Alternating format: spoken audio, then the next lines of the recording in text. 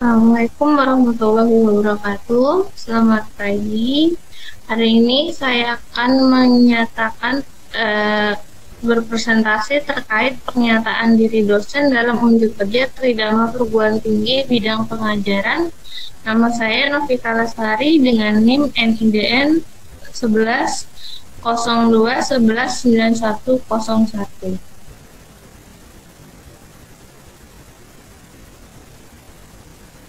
Nah, pertama, proses pembelajaran saya atau pengajaran yang saya lakukan, saya menerapkan prinsip DIE atau Delivery, Interaction, dan Assessment.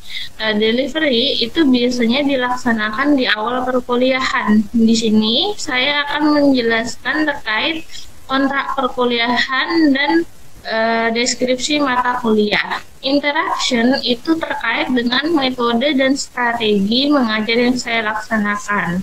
Sedangkan asesmen itu terkait penilaian yang dilakukan. Nah, pada deskripsi diri pengajaran yang saya ambil adalah terkait mata kuliah listrik dan magnet dengan kode mata kuliah AKP 023 dengan 3 SKS, dengan 2 SKS teori dan 1 SKS praktek untuk mahasiswa semester 6. Nah, mata kuliah ini membahas terkait macam-macam konsep listrik magnet beserta karakteristiknya, formulasi hukum Coulomb beserta aplikasinya, konsep medan listrik, potensial listrik, kapasitor dengan rumus-rumusnya. Dengan mata kuliah ini, mahasiswa diharapkan memilih instrumen yang tepat untuk menyelesaikan permasalahan-permasalahan sehari-hari yang ada kaitannya listrik magnet dan aplikasinya pada sistem kelistrikan dan kemagnetan yang disajikan secara teori melalui pembelajaran kolaboratif berbasis IT. Nah, capaian pembelajaran lulusan pada mata kuliah ini ada 4 capaian. Yang pertama, capaian pembelajaran 1 terkait sikap, yaitu mahasiswa mampu bekerja sama dan memiliki kepekaan sosial serta kepedulian terhadap masyarakat dan lingkungan. Kategori pengetahuan, mahasiswa mampu menguasai konsep fisika, pola pikir keilmuan fisika berdasarkan fenomena alam yang mendukung pembelajaran fisika di sekolah dan pendidikan lanjut. Untuk CPL keterampilan umum, mahasiswa mampu menerapkan pemikiran logis, kritis, sistematis, dan inovatif dalam konteks pengembangan dan implementasi ilmu pengetahuan dan teknologi yang memperhatikan dan menerapkan nilai humaniora yang sesuai dengan bidang keahliannya. Untuk keterampilan khususnya, mahasiswa mampu memanfaatkan dan mengelola laboratorium fisika dalam menunjang pembelajaran fisika dengan mengintegrasikan teknologi dan lingkungan. Nah, dari CPL tersebut, maka ada beberapa sub CPMK yang diturunkan menjadi 9 sub CPMK. Nah, sub CPMK atau CPMK yang akan diambil mahasiswa terdiri dari yang pertama adalah pengertian terkait hukum Coulomb pada muatan. Yang kedua, mahasiswa mampu menjelaskan tentang medan listrik statis oleh partikel titik, medan listrik statis oleh distribusi muatan listrik, kontinu dan dipol listrik, garis-garis gaya listrik dan flux listrik, serta hukum Gauss. CPMK 3, kerja atau usaha dan energi potensial listrik, ekspansi multipol, persamaan Poisson dan persamaan Lipes, dan persoalan syarat batas. Untuk CPMK 4 yang diturunkan menjadi sub CPMK 4, mahasiswa mampu menjelaskan konduktor, isolator, semikonduktor, serta memahami kapasitor, kapasitansi, dan bahan dielektrik, serta mampu menerangkan elektrostatik dalam bahan. Terkait CPMK 5 yang diturunkan menjadi sub CPMK 5, mahasiswa mampu menerangkan arus listrik dan rapat arus listrik serta persamaan kontinuitas dari arus listrik.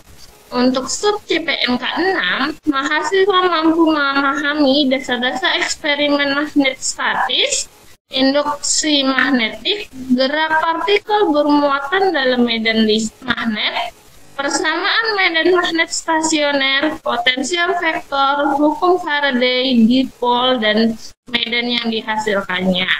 Untuk CPMK 7 yang diturunkan menjadi sub CPMK 7, mahasiswa mampu menjelaskan kemagnetan bahan, permeabilitas, magnetisasi, dan suspendibilitas. Untuk CPMK 8 yang diturunkan menjadi sub CPMK 8, mahasiswa mampu menemukan persamaan Maxwell dan gelombang elektromagnetik, serta perumusan kovarian persamaan Maxwell. Untuk CPMK 9 yang diturunkan menjadi sub CPMK 9, mahasiswa mampu menjelaskan terkait polarisasi gelombang elektromagnetik, perlambatan cahaya pada medium dan antar medium, serta prinsip Fermat dan efek ketidakisotropan medium. Nah, berdasarkan 9 sub CPMK yang akan diajarkan, maka interaksi yang dilaksanakan oleh mahasiswa selama proses pembelajaran ini adalah yang pertama, mahasiswa akan melaksanakan praktikum, demonstrasi, tanya jawab, diskusi, dan presentasi. Untuk pertemuannya ada 16 kali pertemuan yang dibagi menjadi 14 pertemuan tatap muka atau tatap maya, serta 1 UTS dan 1 kali UAS. Media yang digunakan selain media konvensional, kita juga menggunakan pet simulation dan liveware demonstration untuk menjelaskan terkait praktikum-praktikum virtualnya. Dan yang terakhir adalah proses pelaksanaan praktikum itu terintegrasi dalam proses pembelajaran, tidak di dalam mata kuliah terpisah. Nah, terkait asesmen yang dilaksanakan, dari 9 sub CPMK ini dibagi menjadi persentase. Pada CPMK 1, mahasiswa mendapat terkait tentang hukum kolom pada muatan listrik, bobot asesmennya sebanyak 5%. Pada CPMK 2 terkait medan listrik statis oleh partikel titik, medan listrik statis oleh distribusi muatan listrik, kontinu dan dipol, garis-garis gaya listrik dan flux listrik, serta hukum Gauss, bobot tugas yang diberikan ke mahasiswa adalah 10%. Terkait mahasiswa mampu memahami terkait kerja atau usaha dan energi potensial listrik, ekspansi multipol, persamaan Poisson dan persamaan Laplace, serta persoalan syarat batas itu mencapai 10%. Terkait mahasiswa mampu menjelaskan konduktor, isolator, semikonduktor, serta memahami kapasitor, kapasitansi, dan bahan dielektrik, serta menerangkan elektrostatik dalam bahan itu bobotnya 15%. Terkait mahasiswa mampu menerangkan arus listrik dan rapat arus listrik serta persamaan kontinuitas, mahasiswa memperoleh bobot 20%. Terkait mahasiswa mampu memahami dasar-dasar eksperimen magnet statis, induksi magnetik, gerak partikel bermuatan dalam medan magnet, persamaan medan magnet stasioner, potensial vektor, hukum Faraday, dipol magnet, dan medan yang dihasilkan, bobotnya mencapai 20%. Terkait mahasiswa mampu menjelaskan kemagnetan bahan, permeabilitas, magnetisasi, dan susceptibilitas, mahasiswa mendapatkan bobot 5% dalam penugasannya. Terkait mahasiswa mampu menurunkan persamaan Maxwell dan gelombang elektromagnetik serta perumusan kovarian persamaan Maxwell, bobot tugas yang diberikan mencapai 5%. Terkait CPMK terakhir, mahasiswa mampu menjelaskan polarisasi gelombang elektromagnetik, perambatan cahaya pada median dan antarmedium, serta prinsip Fermat dan efek ketidakisotropan medium itu mendapat bobot 10%. Jadi, total bobot tugas yang dilaksanakan pada mata kuliah listrik magnet ini mencapai 100% dengan distribusi seperti yang terlampir di layar. Untuk penilaian, kita dibagi menjadi 5. Yang pertama, penilaian kehadiran itu mencapai 10% dengan syarat maksimal 4 kali tidak hadir dalam kelas. Untuk tugas individu itu 20%, aktivitas termasuk di dalamnya presentasi 15%, untuk UTS 25% dan UAS 30%. Nah, pada kesempatan ini saya akan menjabarkan terkait mata kuliah listrik magnet yang akan dilaksanakan pada minggu ke-7 dengan sub CPMK yang akan dicapai adalah mahasiswa mampu menunjukkan hubungan arus listrik, hambatan tegangan listrik pada rangkaian seri dan paralel. Untuk materinya akan dijelaskan ketika dalam proses pembelajaran di kelas. Sekian. Terima kasih.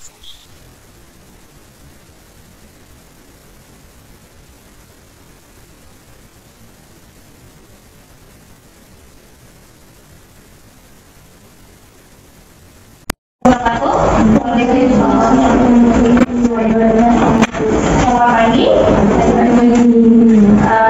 Sampai ketemu lagi hari ini. Nah, hari ini siapa yang dihadir? Dari semua kita. Oke, hari ini kita akan melanjutkan materi kita yang kemarin terkait listrik dynamics. Nah, apa yang akan kita pelajari hari ini? Sebelum kita mulai belajar, saya akan menunjukkan sebuah video dulu. Silahkan ditonton sebelumnya. Nah, ini adalah video terkait contoh rangkaian seri dan paralel. Nah, silahkan ditebak yang kiri atau yang kanan rangkaian seri dan paralelnya, atau paralelnya. Seri kanan paralel. Oke. Nah, sekarang kalian perhatikan lampu pada dua rangkaian tersebut. Apa yang kalian temukan dari video ini? Kalau di seri itu redup, kalau di paralel dia terlihat terang. Nah, kenapa kira-kira? Karena kalau di seri dia dibagi alirannya. Ini kita akan bagi dua, yaitu mengetahui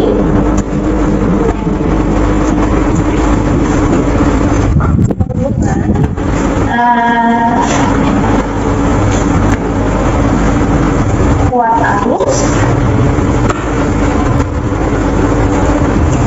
tegangan listrik dan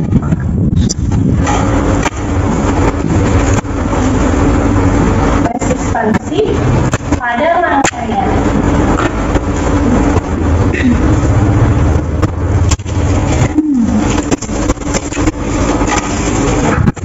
Hari ini kita akan mengetahui terkait hubungan kuat arus, tegangan dan resistensi pada rangkaian seri dan paralel.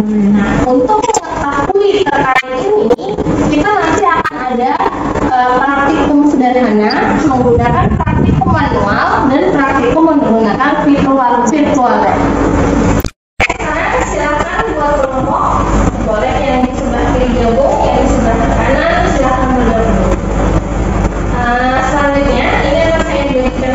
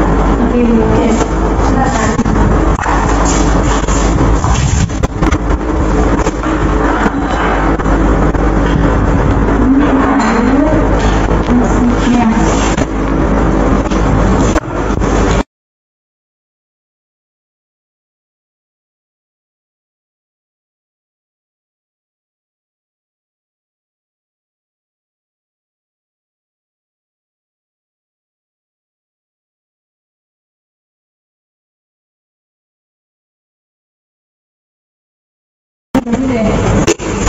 Nah, isi di hasilnya ya. Kalinya itu ya tarik aja di kali. Nah, tarik belok tarik. Nah,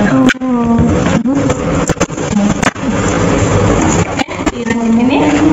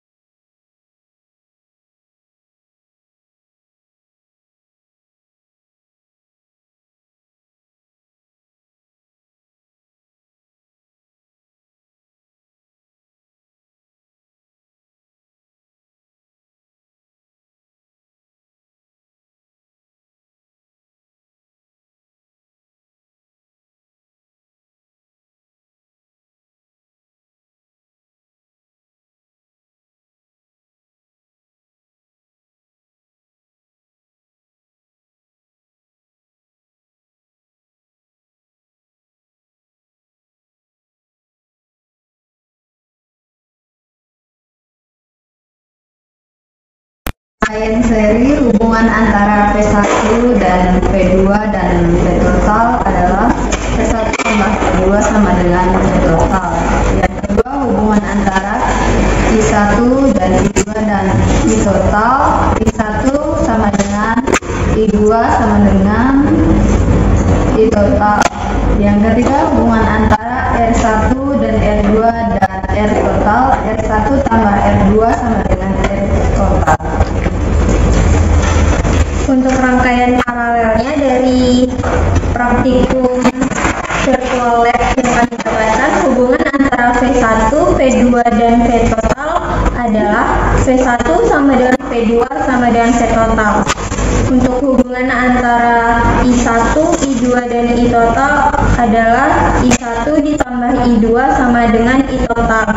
Untuk hubungan antara R1, R2 dan R total adalah 1 per R1 ditambah 1 per R2 sama dengan 1 per R total. Sekian dari kami. Tadi kita dapat kesimpulan pada rangkaian seri adalah I total itu sama dengan, pada rangkaian seri bagaimana? Hubungannya I1 sama dengan I2 sama dengan I total. Oke. Selanjutnya untuk R-nya. R total itu R1 ditambah R2 ditambah R2. Untuk V-nya, V total itu adalah V1 ditambah V2. Oke. Untuk rangkaian paralel, I totalnya bagaimana? I1 ditambah I2. I1 ditambah I2. R totalnya 1 per 1 per R1 R1 1 per R2. 1 per R2. V totalnya V1 sama dengan V2. oke. Nah, untuk menjawab video yang di pertama tadi, di video awal kita buka, kenapa sih pada rangkaian paralel itu lebih terang atau lebih redup? Lebih terang. Lebih terang. Kenapa? Perhatikan, saat di rangkaian